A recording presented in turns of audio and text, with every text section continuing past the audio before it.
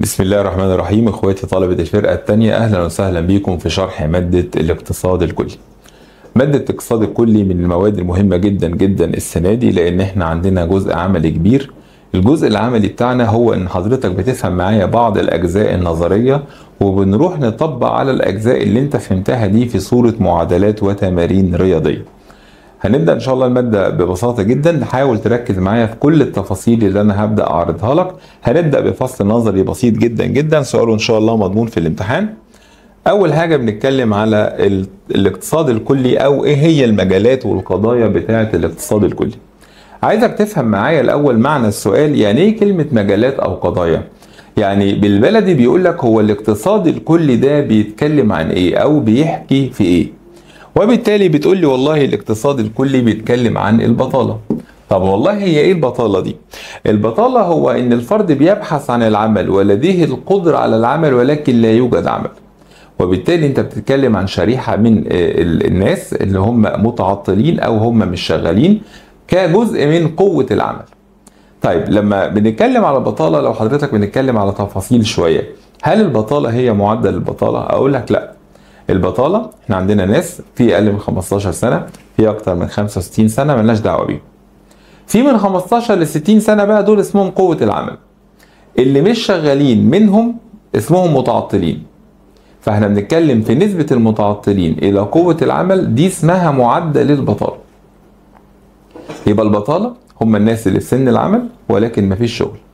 معدل البطالة هو نسبة المتعطلين، الناس اللي هم في سن العمل دول، إلى قوة العمل مش إلى عدد السكان. هو بحث الأفراد عن العمل وقبولهم بالأجر السائد ولكنهم لا يجدون الوظائف. معدل البطالة بيشكل أحد المشكلات الاقتصادية الهامة بالغة الخطورة، لأن طبعا البطالة بيترتب عليها حاجات كتيرة جدا، مشاكل كبيرة قد تكون اجتماعية وقد تكون سياسية، زي ارتفاع معدل الجريمة، تأخر سن الزواج، انتشار حالات اللامبالاة، ان مفيش دخل، ان الاعراض عن بذل الجهد. عندما يظل الشباب فترة كبيرة بدون عمل بينسوا الحاجات اللي هم درسوها في خلال مدة العمل. ده كده معدل البطالة، حاجة بيدرسها الاقتصاد الكلي. ايه تاني بيدرسه الاقتصاد الكلي؟ بيتكلم عن مشاكل زي التضخم. التضخم ومعدل التضخم مش حاجة واحدة. التضخم 5 كلمات: الارتفاع المستمر في المستوى العام للأسعار. لو كلمة من دول اتشالت ما بقاش تضخم. فالتضخم ده حضرتك حالة أو مشكلة اقتصادية موجودة في المجتمع. فالتضخم بنقيسه بمعدل التضخم. معدل التضخم بقى هو نسبة الزيادة اللي حصلت في الأسعار. يبقى ده التضخم، الارتفاع المستمر في الأسعار. معدل التضخم هو نسبة الزيادة اللي حصلت في الأسعار. الارتفاع المستمر في المستوى العام للأسعار خلال فترة زمنية معينة، ده كده تعريف التضخم. ارتفاع الأسعار يعتبر شرط هام للتضخم، لأن طبعا أساسي اللي احنا بنتكلم في حالة ارتفاع الأسعار سنة عن سنة، وبالتالي معدل التضخم بيزيد. أما الآثار المترتبة على التضخم، فالتضخم يتسبب في ضرر للمقرضون وأصحاب الدخول الثابتة، وضرر للمنتجين إذا أصاب الأسعار بتاعة المواد الأولية، وبيتسبب في مكاسب للتجار والمنتجين من وراء بيع المنتجات، وبيتسبب في فايدة للمقترضين. إيه ده؟ يعني الآثار مش سلبية بس؟ لا، تضخم آثاره قد تكون إيجابية وقد تكون سلبية. حضرتك صاحب الشركة اللي المنتج زاد سعره فيها، فحضرتك أرباحك زادت. حضرتك برضو منتج ولكن أسعار المواد الخام بتاعتك زادت، وبالتالي حضرتك عندك الأرباح هتقل. النهارده انا سلفتك 200,000 جنيه وجيت بعد السنتين انت رجعتهم لي. ال 200,000 جنيه تجيب لي النهارده مثلا عربيه، بعد سنتين ما تجيبش عربيه. يبقى المقرض هو اللي خسر فلوسه، والمقترض هو اللي استفاد بفلوسه. يبقى هنا يتسبب في ضرر للمقرضون وفايده للمقترضين، وبالتالي الاثار مش واحده. لو قال لك ايجابيه فقط غلط، سلبيه فقط غلط. الاقتصاد الكلي بيتكلم عن ايه كمان؟ بيتكلم عن كلمة الانتاجية. الانتاجية بنشرحها بمثال بسيط جدا. بنتكلم على مصنع يعمل ملابس جاهزة واحنا بننتج 1000 قميص. طب في كام عامل في المصنع؟ في 100 عامل. طب يبقى كل عامل انتج قد ايه؟ تقول لي والله كل عامل انتج 10 قمصان. يبقى انا قسمت كل الانتاجية بتاعت المصنع او رقم الانتاج بتاع المصنع على عدد العمال اللي عملوه، طلع لي مصطلح بسيط جدا اسمه الانتاجية. يبقى الانتاجية هي كل الناتج المحلي لما قسمناه على عدد العمال. ال1000 قميص على 100 عامل، فقلت لي والله إنتاجية العامل الواحد 10 قمصان. يبقى هنا مقدار التغير اللي بيحصل في السلع والخدمات اسمه الإنتاجية أو الناتج المحلي الإجمالي زي ما احنا هندرسه بالظبط. ارتفاع الإنتاجية بينعكس على زيادة الإنتاج وبالتالي بيتحسن مستوى معيشة الأفراد. دول 3 كلمات مترتبين على بعض. بيتكلم عن ايه تاني الاقتصاد الكلي؟ بيتكلم على سعر الفايدة.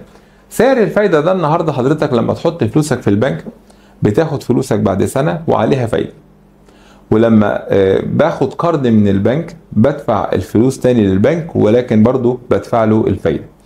فسعر الفايدة ده هو اللي حضرتك النسبة المئوية اللي انت بتدفعها المقترض للمقرض سنويا مقابل تنازله عن جزء من المال في خلال فترة. انا هسيب المليون جنيه بتاعتي في البنك سنة، فبعد سنة المليون الفايدة 10%، هلاقي المليون مليون و100 ألف، وبالتالي ده اسمه سعر الفايدة. آثار ارتفاع سعر الفايدة على أفراد المجتمع: بيمثل ارتفاع سعر الفايدة عائق للاستثمار، ويمثل ارتفاع عائق أمام المقترضين. النهارده لما تيجي تاخد حضرتك قرض من البنك ويقول لك سعر الفايدة بدل 10 بقى 20%، يعني مليون و100 ألف هيرجعوا، أو المليون هيرجع بدل مليون و100 ألف هيرجع مليون و200 ألف. لا، أنت مش هتاخد قرض كده. ليه؟ أنت زودت سعر الفايدة علي، وبالتالي ارتفاع سعر الفايدة بيمثل عائق للاستثمار وعائق أمام المقترضين. ايه تاني بيتكلم فيه الاقتصاد الكلي؟ بيتكلم الاقتصاد الكلي فيما يسمى الميزانية الحكومية. الدولة عندها حاجة اسمها ايرادات عامة وعندها حاجة اسمها مصروفات عامة. المصروفات العامة دي كل اللي الدولة هتصرف عليه، والايرادات العامة دي كل اللي الدولة هتجيب فلوس منه. في الحالة دي انا بتكلم عن حاجة بتجمع الاتنين بنقول عليها الميزانية الحكومية. فإذا كانت الميزانية الحكومية في حالة توازن بنقول إن كل الإيرادات تساوي كل المصروفات، وبالتالي هنا أنا في حالة توازن. إذا كانت إيرادات الدولة اللي هتحصل عليها أكبر من النفقات اللي هي هتصرفها، وبالتالي الدولة هنا أو الميزانية الحكومية في حالة فائض. ولكن إذا كانت المصروفات أكتر من الإيرادات فالدولة أو الميزانية الحكومية في حالة عجز. يبقى الميزانية الحكومية بتمر بثلاث حالات: لو الإيرادات أكبر من النفقات أنا عندي فائض، عشان دي الأسئلة البسيطة جدا في الام سي كيو، ولو كانت الإيرادات أصغر من النفقات فأنا عندي عجز، ولو الاتنين بيساووا بعض ده اسمه توازن. وبنأكد إن الحكومة عاوزة التوازن لأن المفروض الحكومات لا تهدف للربح، يعني عاوزين النهارده هنصرف مليون يجيب إيرادات مليون، وبالتالي حالة التوازن هي هدف للحكومة. يبقى الميزانية الحكومية هي المقارنة بين الإيرادات وبين المصروفات، وبتقوم الحكومات في أغلب الدول بدور هام جدا في النشاط الاقتصادي. الإنفاق العام زي اللي الحكومة بتصرف على مدارس ومستشفيات وكباري وهكذا، وبتمول كل الإنفاق ده من خلال الضرائب، وبالتالي المقارنة دايما اللي بنتكلم عليها بتكون بين الإيرادات وبين نفقات الدولة. إيه تاني بيتكلم عليه الاقتصاد الكلي؟ بيتكلم على ميزان المدفوعات. زي ما كان عندنا داخل الدولة إيرادات ومصروفات وجمعناهم في حاجة اسمها الميزانية الحكومية، ميزان المدفوعات ده سجل إحصائي أو محاسبي مهم جدا جدا، بيسجل كل صادرات وواردات الدولة، كل معاملات الدولة مع العالم الخارجي، سواء سلع سواء خدمات سواء رؤوس أموال أو تحويلات من جانب واحد أو غيره. كل ده احنا جمعناه في ميزان المدفوعات. يبقى برضه نقدر نقول ان اذا كانت صادراتي تساوي وارداتي فانا كميزان مدفوعات في حالة توازن، واذا كانت صادرات الدولة اكبر من وارداتها فميزان المدفوعات في حالة فائض، واذا كانت واردات الدولة هي اللي اكتر من صادراتها فاحنا عندنا حالة عجز. يبقى ميزان المدفوعات كل كلامنا عليه هو سجل محاسبي بنسجل فيه كل المعاملات الاقتصادية، اهم حاجة انها تتم بين المقيمين في دولة والمقيمين في دولة أخرى. إذا كانت المعاملة بين دولة ونفس الدولة ميزان المدفوعات ملوش علاقة، احنا هنا بنسجل فقط كل المعاملات اللي ليها علاقة بين المقيمين في دولة والمقيمين في دولة أخرى. من أقسام ميزان المدفوعات الميزان الجاري، واللي احنا بنتكلم فيه عن حركة الصادرات والواردات من السلع والخدمات. الميزان الجاري أو التجاري بيكون إمتى في حالة فائض؟ إذا كانت الصادرات أكتر من الواردات. امتى في حالة عجز؟ إذا كانت الصادرات أصغر من الواردات. كده احنا خلصنا سؤال مهم جدا بيتكلم على القضايا او المجالات بتاعه الاقتصاد الكلي. بعد كده عندنا سؤال مهم جدا جدا، ولكن النقطه اللي انا هبدا اشرحها دلوقتي دي تعالى الخصها لك في بورد واحده بس او في صوره واحده بس مهمه جدا جدا بالنسبه لك. هشرح فيها السؤال رقم 2 و3 و4. بنتكلم عن حاجه مهمه جدا. قصه الدخل دي هنتكلم عنها في 3 صور. أول حاجة عملية تكوين الدخل، وبعدين عملية التصرف في الدخل، وأخيرا عملية إنفاق الدخل. هنا عايزك الأول تفرق لي بين الكلمتين دول. هو يعني ايه التصرف في الدخل ويعني ايه انفاق الدخل؟ هل هما حاجه واحده؟ لا، مش حاجه واحده. حضرتك النهارده رايح تجيب موبايل وخدت 6000 جنيه معاك. انت خصصت 6000 جنيه للانفاق. هل الموبايل ب 6000 جنيه؟ قد يكون ب 6000 جنيه، ولكن لما تلاقيه 5800 مثلا يبقى الانفاق الفعلي 5800. يبقى عمليه انفاق الدخل هي ال 5800. ال 6000 جنيه ده مش انفاق، لا ده تخصيص للانفاق. انت خصصت مبلغ للانفاق، فده بنقول عليه عمليه التصرف في الدخل. هو عمليه تخصيص للانفاق فقط. اما انفاق الدخل هو انفاق فعلي للدخل نفسه. تعال نبدا البدايه الطبيعيه. عمليه تكوين الدخل هو الدخل اللي معانا ده كله جه ازاي او اتكون ازاي. اتفقنا اللي احنا عندنا حاجة اسمها عناصر الانتاج، اللي هي العمل والطبيعة ورأس المال والتنظيم. هم دول اللي بيدخلوا العملية الانتاجية، يعني هم دول رصيد المجتمع من عناصر الانتاج: العمل والطبيعه وراس المال والتنظيم. مثال لو انت ما كنتش مركز في الموضوع ده زمان، رغيف العيش بالنسبه لنا عباره عن سلعه، شيء مادي ملموس. رغيف العيش فيه العمل اللي هو الخباز، وفيه الطبيعه اللي هي الدقيق، وفيه الاله اللي مشي عليها العيش اللي هي راس المال، وفيه التنظيم اللي هو الراجل المدير اللي قال لك هننتج 1000 رغيف النهارده. وبالتالي رغيف العيش كسلعه ما طلعش الا بعناصر الانتاج اللي موجوده قدام حضرتك دي. طب هو الناس دي كلها لما بتشتغل بتحصل على ايه؟ بتحصل على عوائد عناصر الانتاج. يعني لو اشتغل بنفسه بيحصل على الاجر، ولو اجرت منك ارض زراعيه فانت بتحصل على الريع الاقتصادي، ولو اجرت منك الات ومعدات فانت بتحصل على المقابل اسمه فايده، ولو حضرتك بتدير المشروع فانت بتحصل على الربح بتاع المشروع. لما اجي في المجتمع واجمع العوائد، يعني اجمع الاجر زائد الريع زائد الفايده زائد الربح، يبقى كل ده يا فندم هو عمليه الدخل. يبقى الدخل اللي في المجتمع كله جه منين؟ جه حضرتك لما جمعنا عوائد عناصر الانتاج. كام حاجه؟ 4: اجر وريع وفايده وربح. جمعناهم فاداني الدخل في المجتمع ككل. ادي يا سيدي عمليه تكوين الدخل. زي ما حضرتك قلت لي ده رصيد المجتمع، فده اسمه تيار نقدي. يعني طول ما انت حضرتك شغال فانت بتاخد الاجر، طول ما انا مأجر منك ارض زراعيه بتحصل على الريع، الفايده، الربح، وهكذا.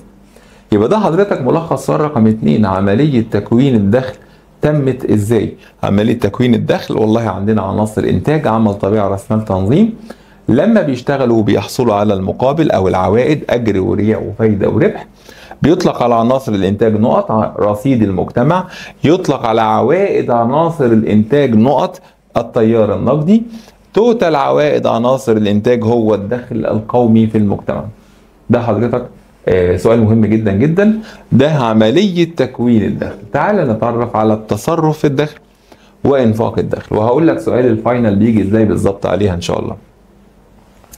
اول حاجة انا عندي معادلة بسيطة جدا. الدخل بتاعك حضرتك بتستهلك جزء وبتدخر جزء وبتدفع الضرايب اللي عليك، بس كده؟ بس كده.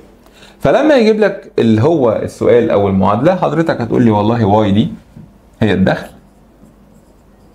والسي كونسيومشن او الاستهلاك، والاس سيفنج او الادخار، والتي هي الضرائب بتاعتنا.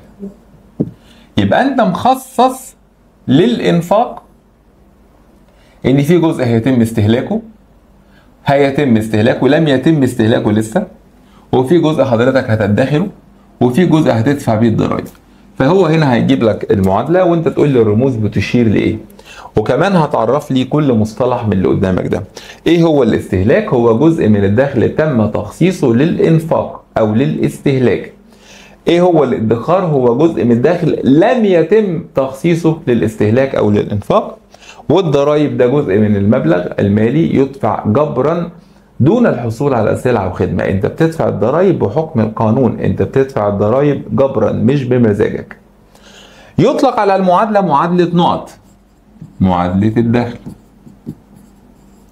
يطلق على عملية التصرف الدخل معادلة نقط، معادلة العرض الكلي. العرض الكلي اسمه ايه؟ اسمه aggregate supply. aggregate supply العرض الكلي، هي دي معادلة العرض الكلي. وبالتالي ده حضرتك كل اللي ممكن يجي لك على معادلة التصرف في الدخل. سؤال بسيط جدا. يبقى الدخل اللي انت كونته حضرتك هتتصرف فيه ازاي؟ هتصرف فيه في 3 اوجه للانفاق. انا عندي جزء استهلاك وجزء ادخار وجزء ضرائب. اما الانفاق الفعلي فهي مرتبطة معايا بقطاعات المجتمع. قطاعات المجتمع قد ايه؟ انا وانت اسمنا مستهلكين، وفي قطاع تاني بتاع المنتجين، وفي قطاع تالت اللي هو الحكومة، وفي قطاع اخير اسمه القطاع الخارجي اللي هي الصادرات والواردات. فالدخل بتاعنا ده الانفاق الاستهلاكي بتاع المستهلكين، وده الانفاق الاستثماري بتاع المنتجين، وده الجفرنمنت ده حضرتك الحكومة، وده حضرتك الاكس ناقص ام يعني صادرات ناقص واردات. فلما يجي لك السؤال هيقول لك والله ده ايه؟ تقول له ده الدخل.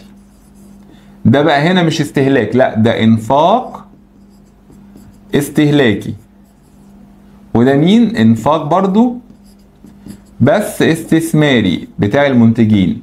وده مين؟ ده انفاق حكومي. والاكس اكسبورت صادرات، والام امبورت واردات، والاتنين بنقول عليهم صافي الصادرات. ده سؤال مهم جدا، ان الدخل اللي انت خصصته لما هتروح تنفقه بالفعل فهتجد ان انت والله عندك جزء استهلاكي وجزء استثماري وجزء انفاق قامت بيه الحكومه. بس خلي بالك الحكومه برضو لو جابت ورق وقلم وحبر فده استهلاك، ولو جابت مكن والات ومعدات فده اسمه استثمار، ولكن الاثنين قامت بيهم الحكومه فبنطلق عليه انفاق حكومي. وده الصادرات ناقص الواردات او بنقول عليه صافي الصادرات. يطلق على المعادله معادله نقط، معادله الانفاق.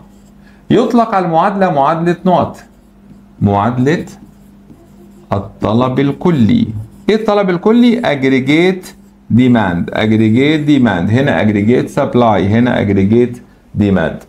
فده حضرتك 3 اسئله مهمه جدا جدا، يا ريت تذاكروا بالشكل ده. لان عمليه تكوين الدخل قلت لك عمل طبيعي راس مال تنظيم، حصلوا على المقابل اجر ورياء وفايده وربح. المقابل ده هو الدخل بتاعنا. هنخصصه في ايه؟ هنخصص والله جزء للاستهلاك وجزء للادخار وجزء للضرائب. طب هننفق فعلي على ايه؟ المجتمع 4 قطاعات. اول قطاع المستهلكين انفاق استهلاكي، والمنتجين انفاق استثماري، والحكومه انفاق حكومي، والصادرات ناقص الواردات. ده حضرتك ابسط صوره تذاكر بيهم ال3 اسئله مع بعض.